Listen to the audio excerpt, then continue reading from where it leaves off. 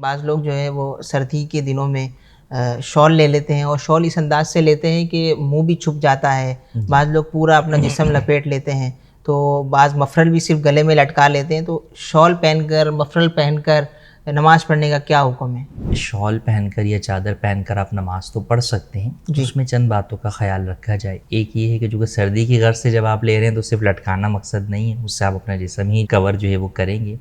तो मफ़लर या कोई भी चादर जो है वो अगर आपके इस तरह गले में पड़ी हुई है कि उसके दोनों पल्लू जो है वो लटक रहे हैं दोनों तरफ से, चाहे दोनों आगे लटक रहे हैं या एक आगे लटक रहा है और एक पीछे लटका हुआ है, और वो गले के गिर्द घूमी हुई नहीं है, गले के गिर्द जो है वो उसका घेरा नहीं बना हुआ, तो इस हालत में कपड़ा इस तरह लटका कर नमाज पढ़ना ये सदल कहलाता है और इससे हदीस पाक में मना किया गया। तो इस तरह नमाज पढ़ना मकरूह तहरीमी है। कई दफ़ा ऐसा होता है कि इस तरह सर्दी के अंदर किया तो नहीं है, किया तो यूँ है कि चादर जो है वो यहाँ पे डाल ली, लेकिन जब आप रुकू में गए तो अब वो चादर जो है वो दोनों तरफ जो है वो नीचे जो है वो आगे अब दोनों तरफ लटक रही है वो, तो अब वो सदल वाली सूरत हो जाएगी। तो इसलिए आपको इस बात का ख्याल रखना चाहिए कि आप उस चादर को अच्छी तरह जो है वो लपेट कर किसी जगह पर जो है वो उसको घुरस लें, ताकि वो नमाज के अंदर इस तरह जो है वो दोनों तरफ लटकने वाली सूरत ना पाई जाए। जहाँ तक जो है वो चेहरा छुपाने का है, तो मुकम्मल जो है वो चेहरा छुपा देना या नाक और कान मुंह जो है वो छुपा देना, तो ये भी तलस्सुम जो है वो कहलाता है। तो इसकी भी जो है वो इजाज़त